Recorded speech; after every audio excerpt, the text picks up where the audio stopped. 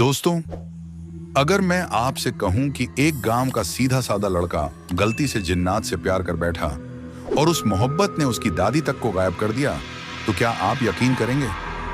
ये कहानी सिर्फ एक रहस्य नहीं, बल्कि एक ऐसी मोहब्बत है जो मौत और जादू दोनों से लड़ गई। नीम गांव की वो जिन्नात जिसकी खूबसूरती ने एक इंसान की किस्मत ही बदल दी।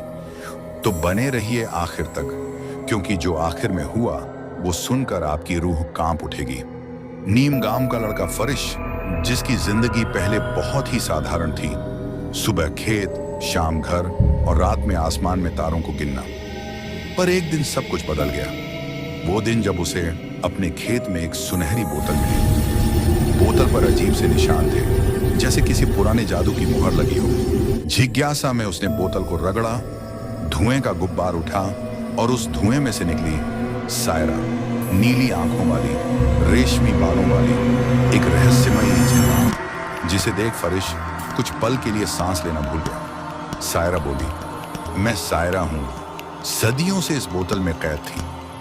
तुमने मुझे आजाद किया है। फरिश के चेहरे पर मुस्कान आई, पर उसे क्या पता था कि उसी दिन से उसकी जिंदगी एक ऐसी कहानी बनने वाली है जो नीम गांव में सदियों तक सुनाई जाएगी। कुछ दिन बाद सायरा और फरिश के बीच एक अजीब सा रिश्ता बन गया था।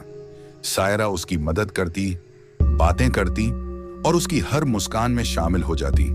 लेकिन एक दिन सायरा की एक गलती ने फरिश की दादी को गायब कर दिया। वो दिन फरिश के लिए सबसे दर्दनाक था। दिल में प्यार भी था और गुस्सा भी, पर सायरा से रिश्ता अब टूटना नामुमकिन था। एक सुबह फरिश खेत पहुंचा। वहां का नजारा देखकर उसका दिल बैठ गया। हरी भरी फसलें अब सूखी झाड़ियों में बदल चुकी थीं। वो घुटनों के बल बैठ गया। आंखों से आंसू बहने लगे। कांपते हाथों से उसने बोतल को रगड़ा और सायरा सामने प्रकट हुई। फरिश बोला, सायरा, मेरी फसलें मर रही हैं, क्या तुम बारिश करा सकती हो? सायरा ने हल्की मुस्कान के साथ अपनी उंगलियां चटकाई। आसमान पर बादल छा गए। पहले हल्की बूंदें, फिर तेज बारिश होने लगी। फरिश खुशी से झूम उठा, चेहरे पर बूंदों को महसूस किया। लेकिन तभी उसकी नजर सायरा पर पड़ी। वो हवा में तैर रही थी। उसका गीला लिबास उसके जिस्म से चिपका हुआ था। फरिश उसे देखता ही रह गया। सायरा धीरे धीरे जमीन पर उतरी। बूंदें उसके गालों पर मोतियों की तरह चमक रही थी। फरिश उसके पास आया, उसका हाथ थामा और बोला, आओ, ये बारिश सिर्फ खेत के लिए नहीं, हमारे लिए भी है। दोनों भीगी मिट्टी पर झूमने लगे। फरिश ने उसे अपनी बाहों में खींच लिया। सायरा उसके सीने से लग गई। वो पल जैसे किसी जादू से कम नहीं था।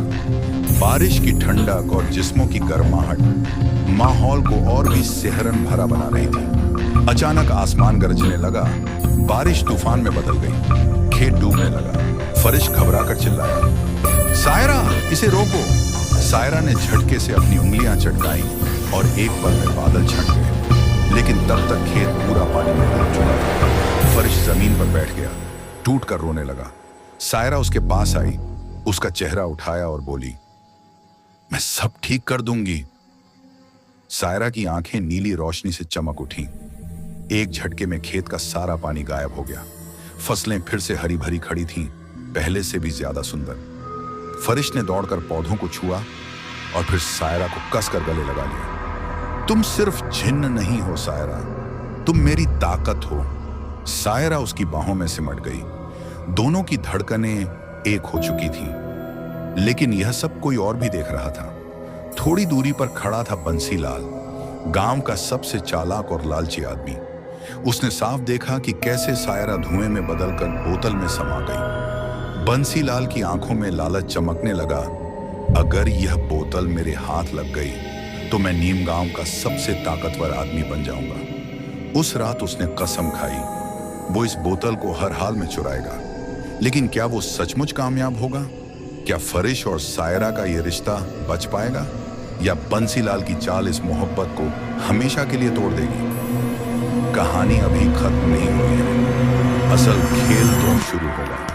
अगर आप जानना चाहते हैं आगे क्या हुआ, तो इस वीडियो को लाइक करें, शेयर करें और चैनल मारू कहानी जंक्शन को सब्सक्राइब करना मत भूलें।